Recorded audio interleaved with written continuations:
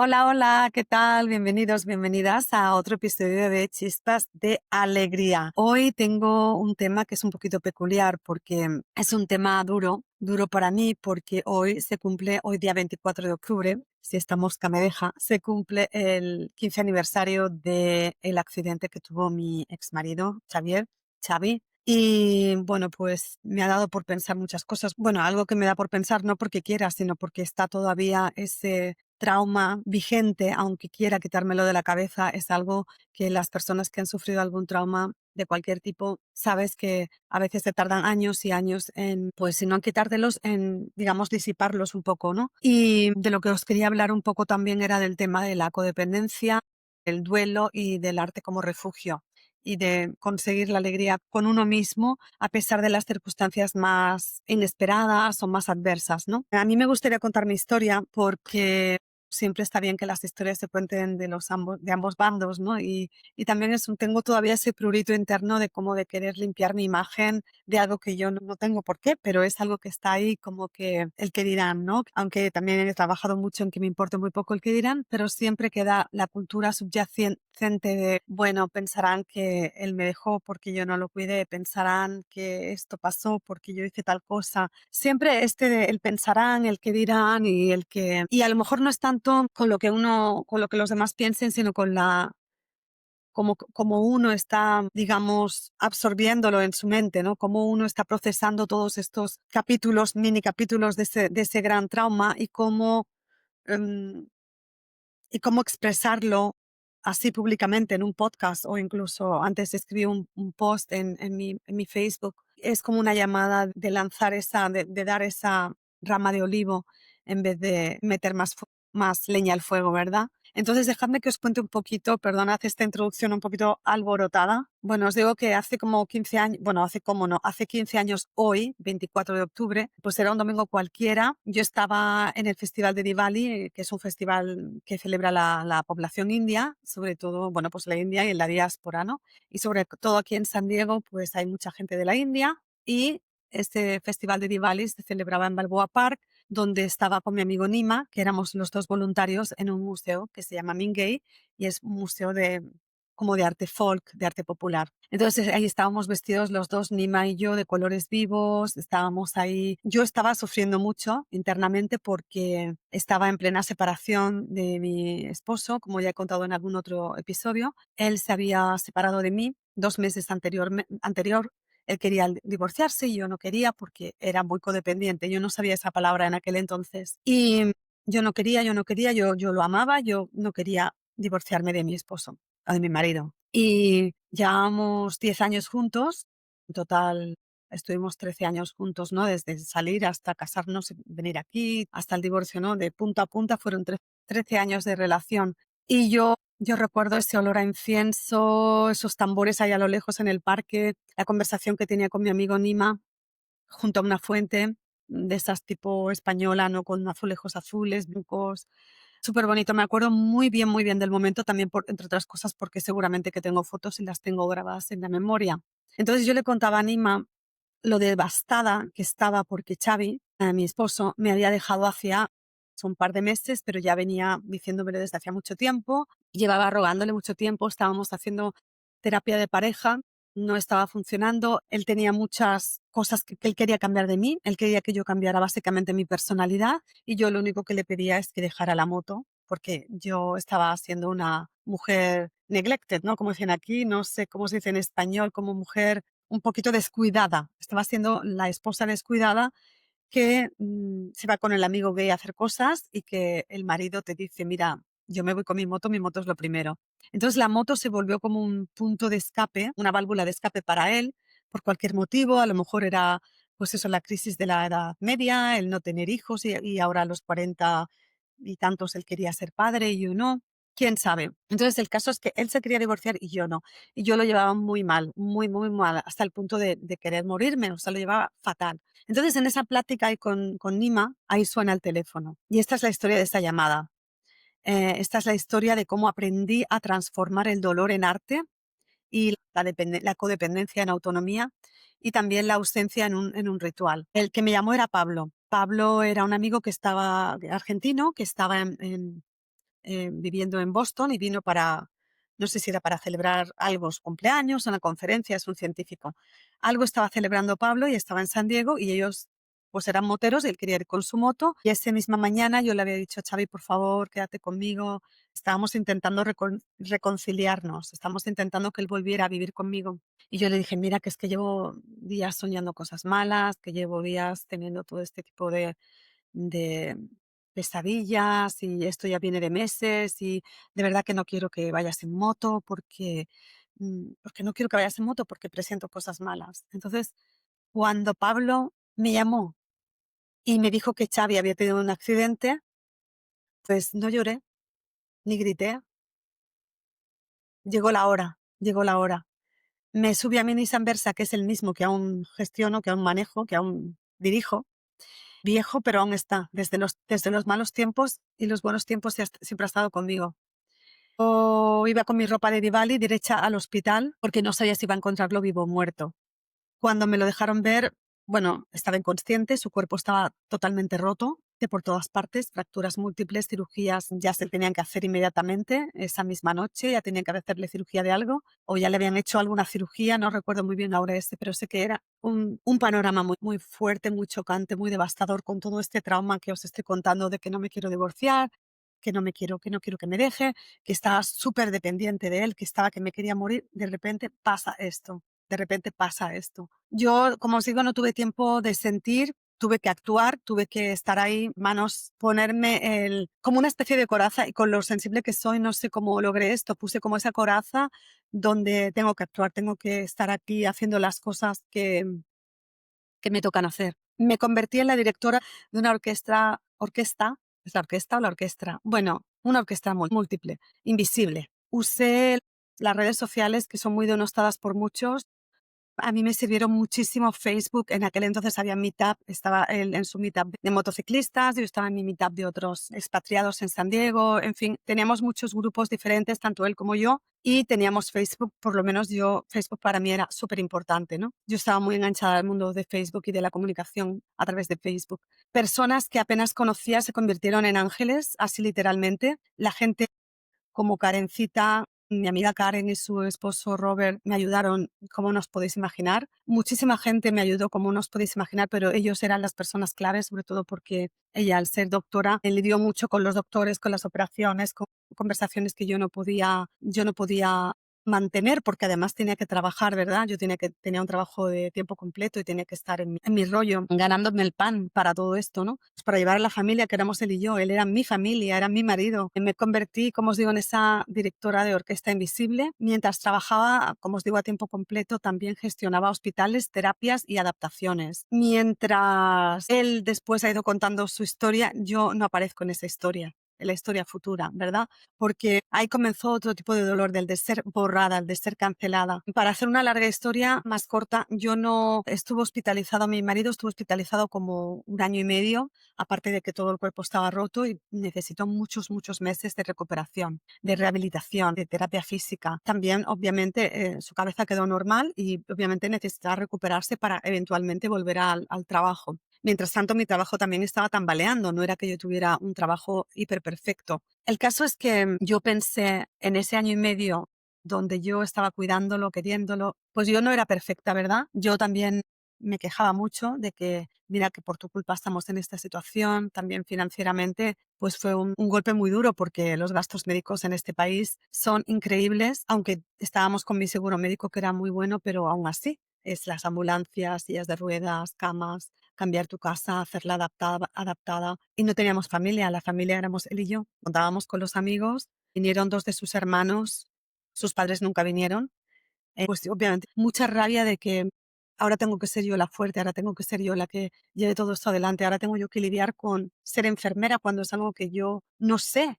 No me culpes por algo que yo no sé, ni me gusta, ni quiero, ni deseo, ni merezco. Pero aún así yo estaba ahí, yo estuve ahí todo el rato, yo lo quería, yo jamás me hubiera divorciado de mi marido. Pero al 1 año y medio, cuando él ya se recuperó, ya podía andar, ya volvió a trabajar, tiempo medio, él me pidió el divorcio. Todo muy calculado. Tuvimos una nochevieja juntos del 2011 en casa de unos amigos y en enero 1 o 2 del 2012 me presentó los papeles del divorcio. Yo estaba en negación, yo no pensé que eso jamás me estuviera pasando a mí. O sea, la persona con la que yo vine de España a Estados Unidos para cumplir con su sueño americano, no con el mío. Vinimos por su trabajo, no por el mío. Y para mí era no solamente sentir la pena que sentía por lo que él estaba sufriendo con sus operaciones, su malestar, lo que él debería sentir por sí mismo y el cambio de vida, de ser una persona súper alfa a no poder andar, ya no poder hacer las cosas que él hacía, ya no poder ser la misma persona, ¿verdad? Esto se cambió muchísimo, pero yo he estado lidiando mucho con el dolor de nunca me dijo gracias, nunca me preguntó cómo estaba yo, nunca me dijo lo siento, siento que por mí egoísmo, por mi hobby, por mí mismo, yo me puse en esa situación. Obviamente nadie quiere tener un accidente, obviamente ojalá que todo hubiera ido mejor, obviamente ojalá que me hubiera escuchado, obviamente ojalá que muchas cosas, pero la vida es así y las cosas pasan y le pasó a él y de rebote me pasó a mí porque yo he sufrido lo indecible y lo sufro porque aún tengo bueno, aún estoy lidiando con el estrés postraumático, ¿verdad? Pero creo que más dolor fue el borrarme de su historia, el sugerir a amigos que dejaran de hablarme y me prohibió también, bueno, me borró como digamos de las reuniones cuando volví a San Diego, porque yo estuve viviendo, como sabéis, 8 años en el norte de California, en Silicon Valley. Él me prohibió a las personas que eran amigos comunes que fueran amigos míos. O sea, él como, si eres amigo de Carmen, entonces ya no puedes ser amigo mío. Yo me convertí de repente en la mala de una película que yo misma había ayudado a producir y yo lo creí. Yo pensé que, bueno, pues claro, yo era demasiado intensa, yo era demasiado emocional, yo era demasiado habladora, yo era mala enfermera o no supe darle lo que él quisiera y por eso se metió en eso de las motos, yo no le di un hijo y por eso se metió más en sus hobbies, yo no lo supe comprender. Entonces lo que yo realmente era invisible para mí misma. Y eso es la codependencia. La codependencia es cuando tu valor depende de cuánto puedes dar, de cuánto puedes sostener y de cuánto puedes aguantar. Y cuando el otro se va, tú te quedas sin suelo, sin techo, sin paredes. En serio, es una sensación que solamente los que hemos vivido esta sensación te lo pueden explicar. Años más tarde, después de muchas terapias, también aprendí de un sitio, de una organización que se llama CODA, Codependientes Anónimos, y aprendí que la codependencia no es amor, es miedo disfrazado de entrega. Es creer que si tú te sacrificas lo suficiente, el otro se quedará. Pero no se queda, si no se quiere quedar, no se queda. Y tú no puedes controlar. Aprendí también a identificar los patrones. Por ejemplo, unos patrones son complacer como estrategia de supervivencia, hiperresponsabilidad como forma de control. O sea, yo también era controladora, yo estaba hiperresponsable. Él era controlador de mí y yo era controladora de él porque yo quería un outcome, como dicen aquí en Estados Unidos. Yo quería que las cosas salieran como yo quisiera, que era estar juntos. Yo quería controlar que él me hablara, yo quería controlar que él hablara bien de mí al mundo, yo quería controlar el outcome. Entonces eso se llama una hiperresponsabilidad como forma de control. Y también ahí está lo de la fusión emocional como sustituto de intimidad. Y luego pues aprendí también los antídotos, ¿no? Que los límites no son muros, son puertas con cerradura. Los límites son puertas con cerradura. El valor propio no se gana con sacrificios, se recuerda en el silencio. Yo valoraba mucho, por eso yo le he estado dando mucho, yo me he sacrificado, pues ¿por qué no me está reconociendo?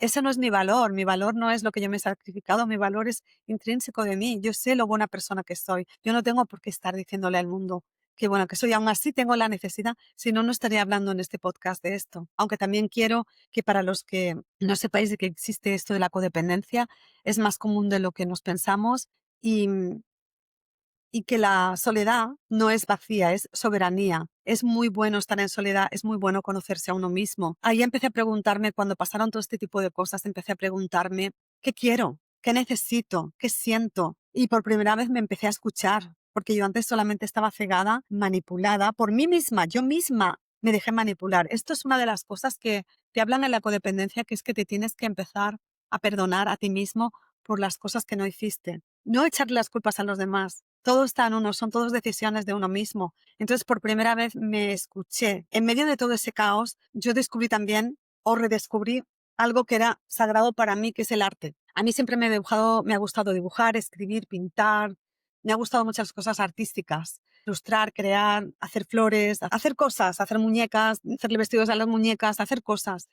El arte no me pedía que fuera útil. El arte no me juzgaba, ni me abandonaba, ni me, ni me ponía en un pedestal y luego me bajaba. Ahí fue cuando me convertí en Colibrí Bisú en Silicon Valley gracias a un noviete que tuve de Guatemala que me inventó este nombre, Colibrí Bisú. Ahí empecé a transformar mi dolor en color, mis recuerdos en poesía y mis duelos en rituales. El arte me enseñó a crear mi propia alegría. El arte es algo muy importante. Si tú piensas que no tienes nada artístico que ofrecerle al mundo, de verdad, ponte a crear algo, ponte a dibujar, llévate una libreta de esas de la tienda del dólar con un bolígrafo del que sea, con un lapicero cualquiera, con un Sharpie, vete a un parque, dibuja, saca tus traumas a través del dibujo o de la pintura. Para mí, como os digo, yo empecé a transformar mi dolor en color.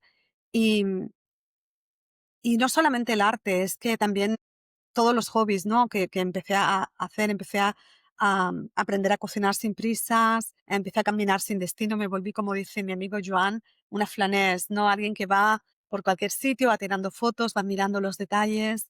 Ya no iba a piñón fijo para agradar a alguien más o para ser la salvadora de alguien más, sino que yo iba también a aprender idiomas como un juego. Cada hobby era una forma de decirme, tu vida no depende de nadie más, tu vida depende de ti misma, de las decisiones que tú tomas. Crear es resistir, crear es también recordar que estás vivo y crear también es volver a ti, volver y creer en ti. Yo escribí esta mañana, como os digo, bueno, hace unas horas, escribí una carta abierta en Facebook por si algún día le llega o si alguno de sus allegados se la hacen pasar, pero no es una carta para culpar, es una carta para liberar. Bueno, una carta es un escrito, pero yo lo llamo carta, ¿no? También es una carta para honrarme, honrar a la mujer que condujo al hospital sin saber que se iba a encontrar. Es para agradecer a quienes estuvieron, es para soltar a quienes no, y es para cerrar un capítulo sin cerrar el corazón. Ha dicho que este 15 aniversario ya nunca más voy a hablar de este tema, ya lo doy como capítulo cerrado. Estoy pensando en marcharme de Estados Unidos y siempre me gustaría mucho abrazar a la persona con la que vine, a este país, a la persona con la que creé una vida, a la persona con la que yo pensaba que me iba a morir junto con él. Hoy va a estar hasta los últimos días. Si me voy de San Diego otra vez, no sé si va a ser una marcha definitiva o voy a irme por unos meses y luego vuelvo. Aún no sé, aún está todo en el aire, aún está todo en una nebulosa. Pero si me voy de San Diego, me gustaría ver a Xavi, darle un abrazo, decirle que no le guarde rencor, decirle que me perdone por no haber sido lo que él quería de mí que fuera, ¿no? O no haber estado a las expectativas que él quería de mí. Guardo memoria, guardo amor, guardo gratitud, guardo verdad y suelto todo lo demás. Sobre todo quiero soltar resentimiento y lo que me ha ayudado mucho, como os digo, es Codependientes Anónimos. Si estás escuchando esto y alguna vez te sentiste invisible en la historia de alguien más, que tú formabas parte de esa historia, pero de algún modo te convertiste en ser invisible o fuiste cancelado, se denegó tu ayuda o se denegó tu existencia, o sea, se comentó o se creó esa fábula de que tú no estabas ahí, te veo que tú estabas ahí. Si alguna vez amaste tanto que te olvidaste de ti, te entiendo, he estado ahí, muchos hemos estado ahí en la misma situación. Si alguna vez fuiste descartado o descartada después de darlo todo, pues yo honro tu dolor porque también lo he vivido. Pero por favor, no pongas nunca más a nadie en un pedestal. Cuando te lo digo a ti, me lo estoy diciendo a mí porque, como dicen, se tropieza con la misma piedra muchas veces, ¿verdad? Pues yo tropecé con la misma piedra varias veces porque se crean patrones de comportamiento y esto se estudia mucho en la codependencia y también en la psicología, los patrones de comportamiento que vamos repitiendo con otras personas y elegimos parejas parecidas en muchas cosas a las que nos hicieron daño o con las que no encajábamos por lo que fuera. Así que nunca pongamos nadie más en un pedestal, porque cuando lo hacemos nos encogemos. Trabaja en tu codependencia, aprende a estar contigo, aprende a decir que no y aprende a quererte y a quedarte. Protege tu corazón, pero no con muros, sino con conciencia. Y perdona. No porque te pidieron perdón. A mí no me han pedido perdón, sino porque tú mereces ser libre. Para mí perdonar es liberarme. Como te digo, quiero que esta sea mi última narración sobre este capítulo. Voy a intentar que realmente que me quede para mí, hablarlo para mí. escribir las cartas que tenga que escribir para mí, porque no quiero ser la víctima de mis propias circunstancias. Acordaos que hemos hablado muchas veces del tema de no ser la víctima, de ser la protagonista o el protagonista de tu propio vivir, de tu propia existencia. Si estamos siempre con el papel de víctima, le estamos dando la preponderancia a algo que ya no existe, no sirve para nada, estamos gastando energía positiva, estamos gastando vida, que podemos estar viviendo haciendo otras cosas más interesantes. En suma, estás atando tu libertad. Así que yo ya no es que lo haya olvidado, sino que ya lo he recordado lo suficiente. Os agradezco mucho por escuchar este episodio de Chispas de Alegría, que es un poco, no quiero que sea triste, quiero que sea alegre. Él se casó, él se recuperó, él tuvo una vida muy buena, la tiene muy buena, lo sé por otra gente. Me alegro mucho por él, debe estar con una mujer maravillosa. Se ve muy bonita, se ve muy agradable, se ve muy buena por lo que he visto en fotos. Qué bonito que él con su personalidad mm, así muy magnética y muy inteligente, y aunque esté en silla de ruedas y aunque tenga todas las dificultades que pueda tener, haya conseguido lograr otra persona, conseguir otra persona que le quiera. Ojalá que ella lo quiera tanto como yo lo quise. Y yo quiero mi recuerdo, quiero el recuerdo que tuve, que tenía de él, y quiero la imagen de él, de lo que hubiéramos sido y que no fue. Así que gracias por escucharme. Espero que todos seamos vistos, que no, que luchemos contra la transparencia, la no existencia, que todos seamos agradecidos y que todos seamos libres. Os deseo que paséis un buen fin de semana y espero que nos hablemos prontito y que sea otro episodio donde podamos reflexionar. Si estás pasando por algún, como os digo, por algún tema duro en tu vida, donde tú crees que puedas ser una persona codependiente, por favor busca ayuda porque la hay, es gratis, es anónimo. Yo no soy anónima, pero Coda es anónimo. Puedes ir online, puedes ir en las juntas, vas a conocer gente allí, no vas a ser amigos, vas a conocer gente que vas a escuchar otros problemas y te vas a dar cuenta que tú no eres única o único. Lo que te ha pasado a ti le ha pasado a mucha gente y cosas mucho peores. Así que ánimos, muchos ánimos para afrontar la vida porque la vida no es fácil para nadie. Os quiero. Chispazos. Hasta pronto.